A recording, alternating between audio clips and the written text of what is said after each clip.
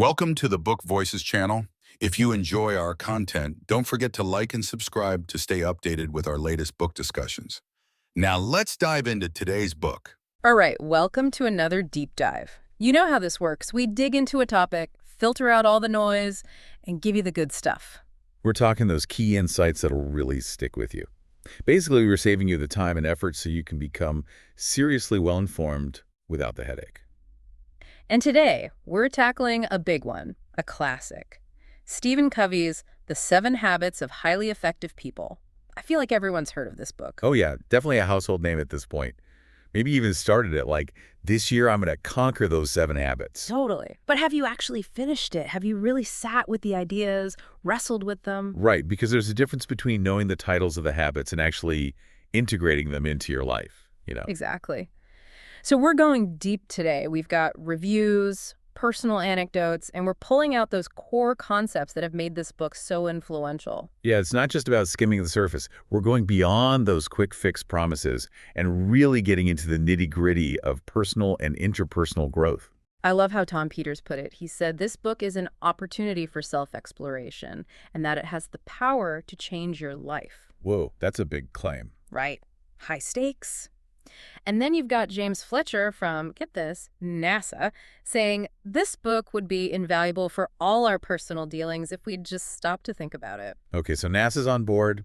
We're in good company here. Definitely. But we also get it. You, our listener, you're busy, you want knowledge, but you don't have unlimited time. No one wants information overload. Exactly. So that's what we're doing here. We're giving you those aha moments, those deep insights, but in a way that's structured, engaging, and respects your time. Okay, so let's dive in. Covey starts off by drawing this really interesting distinction between what he calls the personality ethic and the character ethic. I remember this. He noticed that a lot of people who were outwardly successful, like really killing it in their careers, were actually pretty miserable. Like they were achieving all the external markers of success, but still feeling this kind of inner hunger. Exactly. Their relationships were struggling, their personal lives were a mess, and he even gives this powerful example of someone who achieved all their career ambitions, but at a huge cost. Like their family life suffered, their marriage fell apart, and then they had to ask, was it all worth it? Oof, yeah. That really makes you think about what true effectiveness actually means. Right. It's deeper than just hitting those external goals. So how does this connect to the personality ethic versus the character ethic? Well, Covey says the personality ethic tends to focus on techniques, like quick fixes. Things like influence strategies, power dynamics, communication skills, positive thinking. Right, all that stuff you see in those self-help books, like 10 easy steps to get what you want. Haha, exactly. And he points out that sometimes it can even veer into manipulation. It's all about how you appear, how to get people to do what you want. But the character ethic, that's a different ballgame, right? Oh, yeah. It's about those fundamental principles of human effectiveness, those core values, that bedrock of who you are.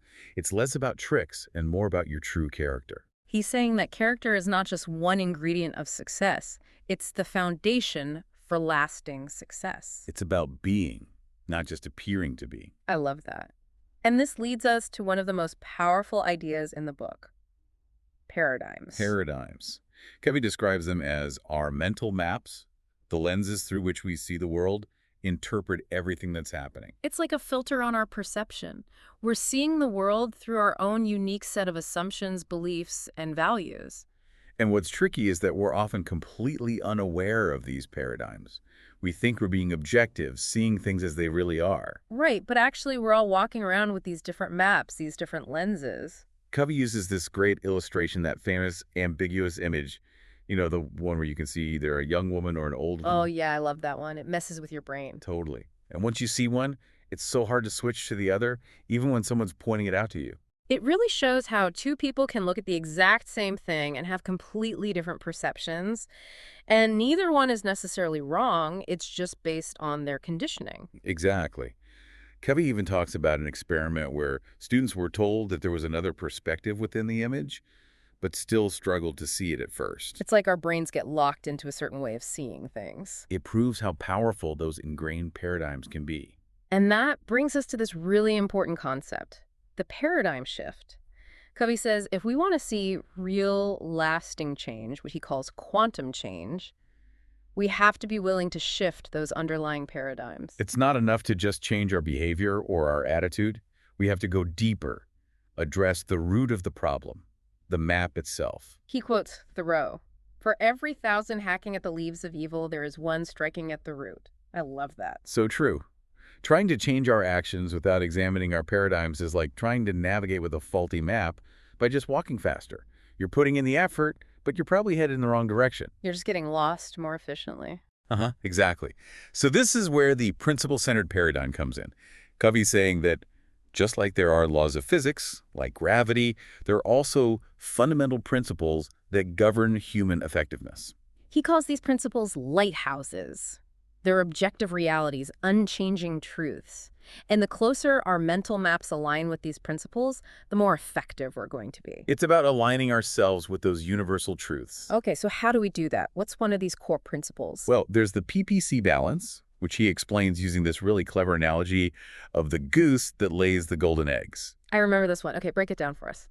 So the golden eggs represent the desired results, the P, the production, and the goose represents the PC, the production capability, the asset that's actually creating those results. So it's not enough to just focus on the golden eggs. You have to take care of the goose, right? Exactly. True effectiveness means finding the right balance between producing results and taking care of the asset that's producing them. Makes sense. Like in finance, you can't just keep spending without investing in your earning potential. That's killing the goose to get the eggs. Right. You're depleting your source. And it's the same in relationships. You can't just expect to keep receiving love and support without nurturing the connection. It's about investing in the relationship itself, not just taking what you can get. And Covey even talks about parenting. Like, you can't just demand a clean room from your kid without teaching them responsibility and helping them develop good habits. Right. You're focused on the result, the clean room, the golden egg, but you're forgetting about the goose, which is your child's character development. He actually shares a personal story about this, trying to force his daughter to share toys. Oh, I remember this. He realized he was being so focused on the immediate outcome, the sharing, that he was actually damaging their relationship. He was borrowing strength, Yeah. using his authority to force the sharing, which undermined her sense of ownership and her natural inclination to share. It's a great example of how sometimes focusing too much on the golden egg can actually harm the goose in the long run. Okay, so all of this is the foundation for habit 1.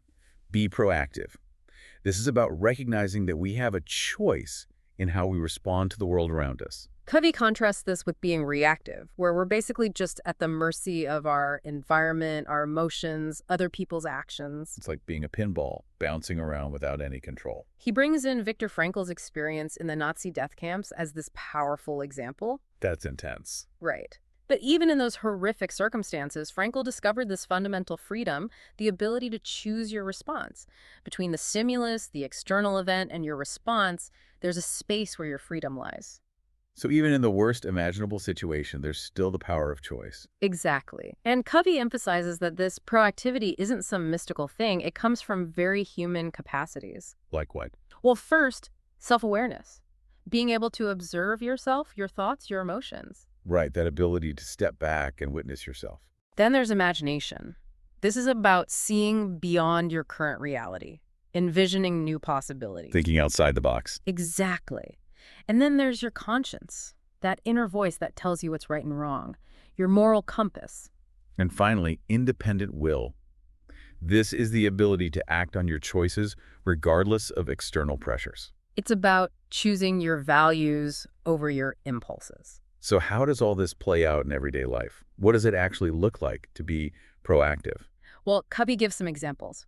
Reactive people are often controlled by their environment. They let the weather dictate their mood, or they let other people's negativity bring them down. It's like they're giving away their power. Right. But proactive people are different. They choose their response. They focus on their circle of influence. A circle of influence. It's a great concept. Covey says we all have this circle of concern, which includes everything we care about, things that worry us. Global warming, the economy, politics. Oh, yeah. All the stuff you see on the news that stresses you out, but you can't really do anything about. Exactly. But then there's our circle of influence, which is smaller but much more powerful. This includes our own behavior, our choices, our attitude, our effort. The things we actually have control over. Right. And Covey says proactive people focus their energy on their circle of influence, on what they can actually do something about. So instead of complaining about the traffic, You focus on leaving earlier. Exactly. Or instead of getting dragged down by a negative coworker, you choose to stay positive and focused on your own work. It's about being a solution seeker, not a problem dweller. I love that. And he gives this really inspiring example of a manager who had a super controlling boss. Everyone hated this boss, but this one guy, instead of just complaining, he decided to become so valuable, so indispensable that the boss couldn't ignore him. He expanded his circle of influence. Wow, that's smart. Right. And it worked. Eventually, this guy became the boss's right-hand man. He didn't change the boss, but he changed his own situation. That's such a good example of proactivity in action. And Covey emphasizes that being proactive isn't just about thinking differently, it's also about taking action. He says, use your R&I. R&I. Resourcefulness and initiative. He's all about taking ownership, being the one who steps up and makes things happen. And it's not just about doing things for yourself. He actually says that holding people accountable, giving them responsibility, is actually affirming their proactive nature. Right, it's respecting their ability to choose and act. And he also talks about the language we use. Like, how often do you say things like, I have to do this or I can't do that? Oh man, all the time. It's Yeah. like my default setting. Covey says this kind of language reflects a deterministic mindset. You're basically giving away your power. He's saying it reinforces the idea that we're victims of circumstance. Exactly. He tells this story about a student who said he had to go on a tennis trip. And Covey gently challenged him, do you really have to go? Or is it a choice based on what you want? It's subtle but powerful. The language we use shapes our reality. And it can become a self-fulfilling prophecy. If you keep saying you have to do things, you're going to feel trapped and resentful. But if you recognize that you're choosing, you regain your power. Okay, so that's habit 1, be proactive. It's about taking responsibility, focusing on your circle of influence, and choosing your response. Powerful stuff. And it sets the stage for habit 2, which is even more mind-blowing. Okay, hit me with it. What's habit 2? Begin with the end in mind. Whoa, okay. That's a little cryptic. What does that even mean? Covey starts by asking you to imagine your own funeral. Like, really picture it. You're 3 years in the future, and there are all these people gathered to say goodbye. Okay, that's a little morbid. Haha, I know, right? But it's powerful. He asks you to think about what you'd want those different speakers, your family, your friends, your coworkers, to say about you. What kind of person would you want them to remember? Oh, I get it. It's about defining your legacy. Exactly. What kind of impact do you want to have on the world? What do you want to be known for? It's about living your life with intention, based on your values. Yes. And Covey says, begin with the end in mind, means using that vision of your ideal end as your frame of reference for everything you do today. So it's not just about setting goals, it's about making sure your actions are aligned with your deepest values and your overall vision for your life. And he makes this point that all things are created twice. First, there's the mental creation, the blueprint, and then there's the physical creation, the actual building. Like an architect designing a house before the construction begins. Exactly. And he connects this to the difference between leadership and management. He quotes Peter Drucker and Warren Bennis, who said, management is doing things right. Leadership is doing the right things. So management is about efficiency, getting things done, but leadership is about choosing the right things to do in the first place. And he's saying that a lot of us spend so much time managing our lives efficiently that we forget to lead ourselves, to define our vision and our values. It's like we're so busy climbing the ladder that we don't even stop to ask if it's leaning against the right wall. Exactly. And this brings us to another key concept, rescripting. This is about taking control of our own story, becoming our own first creator. So instead of just reacting to our past, we can consciously choose to change our paradigms, our scripts. He gives this amazing example of Anwar Sadat, Oh yeah, the Egyptian president who made peace with Israel. the one and only. He had this deep-seated hatred for Israel, but he consciously chose to change that script, to see things differently, and it led to this historic peace agreement. Wow. That shows the power of a paradigm shift on a global scale. Right. And Covey's point is that we all have the power to rescript our own lives. We don't have to be limited by our past or our conditioning. We can choose our future. It's about aligning our lives with our deepest values, with who we want to be. And this leads to another important point. He talks about the different life centers that people build their lives around. Like what?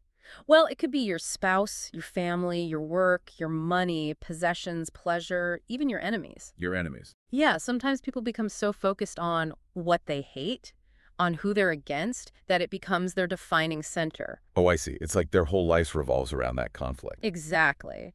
And Covey's point is that none of these centers can provide ultimate security, guidance, wisdom, or power. So what's the alternative? Principle-centeredness. This is the idea that we should build our lives around timeless, unchanging principles. Principles like honesty, integrity, fairness, service. Exactly. Those universal truths that provide a stable and unshakable foundation. So instead of being tossed around by the winds of circumstance or other people's opinions, you're anchored to something solid. He describes the profound security, guidance, wisdom, and power that comes from being principle-centered. It's like having a compass that always points you in the right direction. I love that analogy. And he gives this really practical example. Imagine you get invited to a concert at the last minute, something you've been dying to see. But then your boss calls and needs you to stay late. Ooh, tough choice. What do you do? Well, it depends on your life center. Someone centered on pleasing their spouse might prioritize the concert. Someone focused on money might jump at the overtime. But a principle-centered person would make the decision based on their values, their long-term goals, their commitments. Exactly. It's about aligning your choices with your core principles, not just your immediate desires or external pressures. This reminds me of Viktor Frankl again.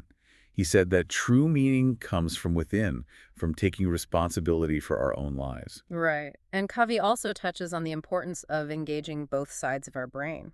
Like right brain, left brain. Exactly. We need our left brain logic, but we also need our right brain creativity and intuition. He suggests some cool techniques for expanding our perspective, like visualization. He even talks about that football player who visualized relaxation techniques before games to improve his performance. And remember, Dr. Charles Garfield's research. He found that peak performers in all kinds of fields use visualization techniques. It's all about training your mind to see the outcome you want. And to help us with all of this, beginning with the end in mind, Covey says we should create a personal mission statement. Yes. This is basically your own personal constitution, outlining your core values, your purpose, your long-term goals. It's like a roadmap for your life. And he also talks about family mission statements, even organizational mission statements. Like, there's this great example of a hotel chain that really lived their mission statement. It wasn't just some words on a plaque. It was woven into the fabric of the organization. Exactly. It influenced everything they did, from how they treated their employees to how they interacted with guests, and it made them incredibly successful. So habits 1 and 2 are all about personal leadership, taking control of our own lives and defining our vision. The foundation for everything else. And now we move into habit 3, which is where the rubber meets the road. Okay, I'm ready. What is it? Habit 3 is put first things first. It's the practical application of habits 1 and 2. So it's about time management. It's more than that. It's about effective self-management. It's about making sure that your actions are aligned with your priorities, with your mission statement. Right, because it's so easy to get caught up in the day-to-day and all the urgent stuff and lose sight of the bigger picture. Exactly. And Covey introduces this really helpful tool, the time management matrix. It's a simple but powerful way to categorize all the things we do based on urgency and importance. Okay, break it down for me.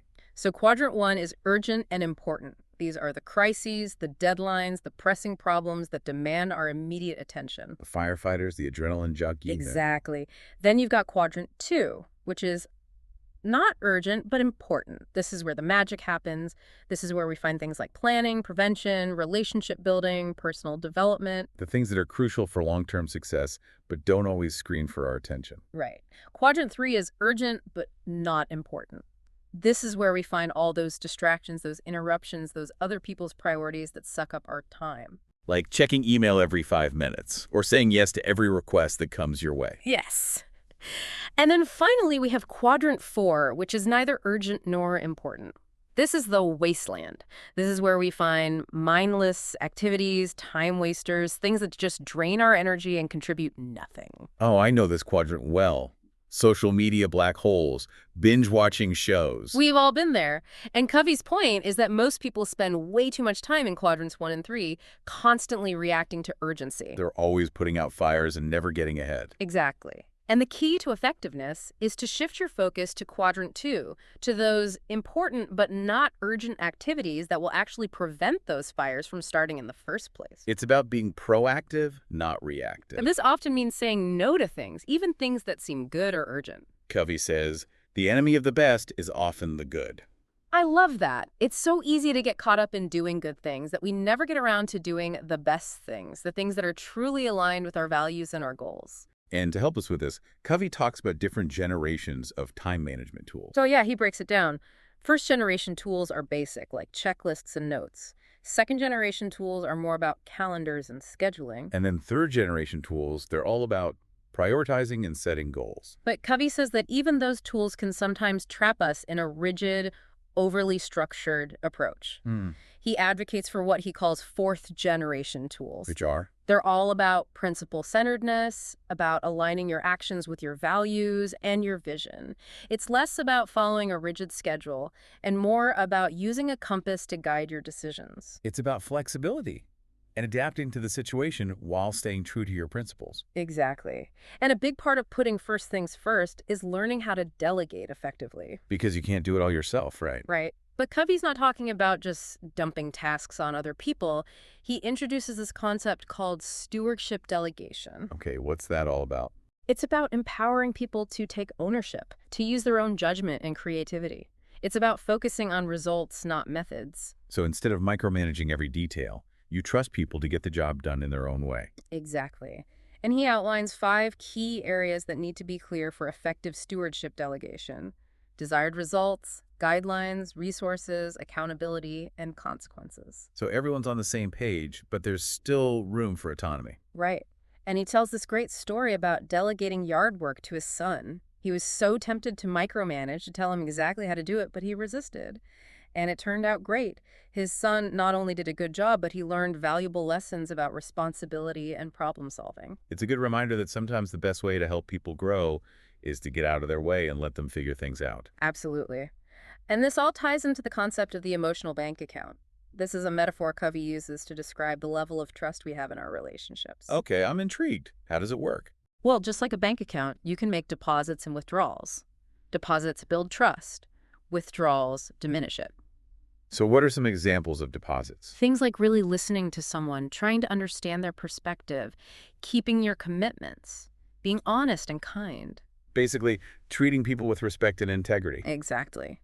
And withdrawals would be things like breaking promises, being disrespectful, gossiping, being judgmental. The things that erode trust. Covey shares this really insightful story about a husband whose wife was constantly suspicious of him. She would question him whenever he was out, accuse him of things. Oof, sounds like a tough situation. It was. And eventually, he realized that her deep-seated insecurity stemmed from the fact that they had met while he was still married to someone else. So there was this foundational lack of trust from the very beginning. Exactly. It was like he started their relationship with a huge withdrawal from her emotional bank account. Makes sense. And it shows how past actions can have a lasting impact on our relationships. Right. And Covey emphasizes that breaking commitments, even small ones, is a major withdrawal. It's about being someone whose word is gold. If you say you're going to do something, do it.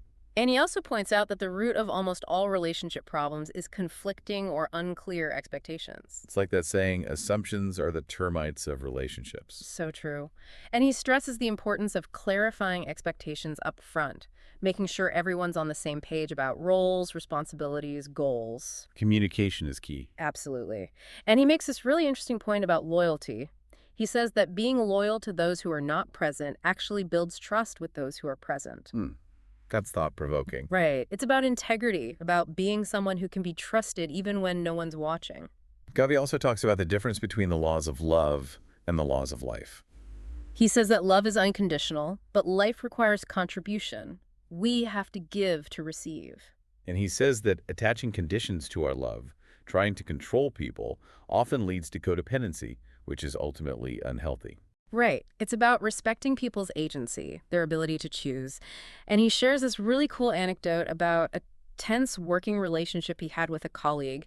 They just couldn't seem to get along. What did he do? He decided to do this mental rehearsal.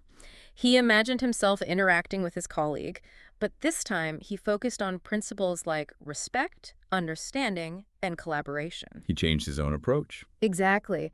And it totally transformed their interactions. They started to see each other differently, to appreciate each other's strength.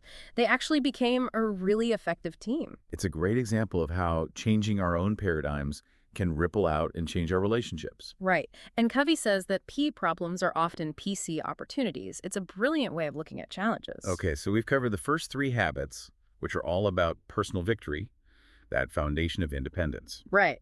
And now we move into the habits of public victory, which are all about interdependence, about effective interaction with others. So habit 4, what is it? Habit 4 is think win-win. I've heard this one. It's a classic. But it's more than just a negotiation tactic. It's a philosophy, a way of life. So it's about finding solutions where everyone benefits. Exactly. It's about collaboration, not competition. And it's based on the principle of abundance. Abundance. Covey contrasts the scarcity mentality, which is this belief that there's only so much to go around, that one person's gain is another person's loss, with the abundance mentality, the belief that there's plenty for everyone, that we can all succeed, that we can all win. It's a more optimistic and expansive way of looking at the world. And it's essential for think win-win, because if you're coming from a place of scarcity, you're always going to be trying to get the bigger slice of the pie. But if you believe there's enough pie for everyone, you can focus on creating a bigger pie. Makes sense. So how do we actually implement think win-win? Well, Covey breaks it down into 5 dimensions. 5 dimensions, okay? Let's hear them. First, there's character. This includes integrity, maturity, and that abundance mentality we just talked about. So you have to be trustworthy, balanced, and believe that there's enough to go around. Exactly. Then there's relationships. This is about having a high emotional bank account, a strong foundation of trust and mutual respect. Right. You can't have a win-win outcome if you don't trust each other. The third dimension is agreements. These are clear and specific agreements about what each party will do, what resources they'll contribute, what the consequences will be if the agreement is broken. It's about setting clear expectations. And then there are support systems. This is about making sure that the structures and systems within an organization support win-win outcomes. So things like rewards and recognition should be aligned with win-win principles. Exactly. And finally, there are processes. This is about the way we negotiate and make decisions. It's about creating a collaborative and respectful environment. Covey also talks about the importance of win-win or no deal. Right. This is a crucial part of the philosophy. It means that you're only willing to enter into agreements where everyone feels good about the outcome. So if you can't find a solution that benefits both parties, you agree to walk away. Exactly. It's about respecting each other's needs and boundaries. And he shares this great example of a learner-controlled instruction program that initially faced a lot of resistance from management. Why was there resistance? The managers were operating from a scarcity mindset. They didn't believe the trainees could handle more responsibility or autonomy. They were afraid of losing control. Right. But eventually they were persuaded to try it. And guess what? The trainees not only met the higher expectations, but exceeded them. It was a win-win for everyone. That's a powerful example of how a shift in mindset can create amazing results. And Covey emphasizes how win-win agreements can actually empower employees and increase a manager's span of control. He also details the 4 types of consequences that can be part of these agreements: financial, psychic, opportunity, and responsibility. So it's not just about money, it's about recognizing and rewarding people in ways that are meaningful to them. Exactly. And he stresses how important it is to align reward systems with the overall mission and values of the organization. He gives this example of a real estate company that was struggling with employee morale. What was the issue? Their compensation system was all about individual competition. It pitted the salespeople against each other, and it was creating a toxic environment. That doesn't sound very win-win. Right. So they changed the system to one that rewarded collaboration and teamwork. And overnight, the whole culture shifted. People were happier, more productive, and the company's profits soared. It's amazing what can happen when you create the right incentives. Okay, so that's habit 4. Think win-win. It's about seeking mutual benefit in all your interactions, creating a win. This marks the end of part 1 of our book discussion. If you enjoyed the content, let us know in the comments. Your feedback will help us decide when to share part 2.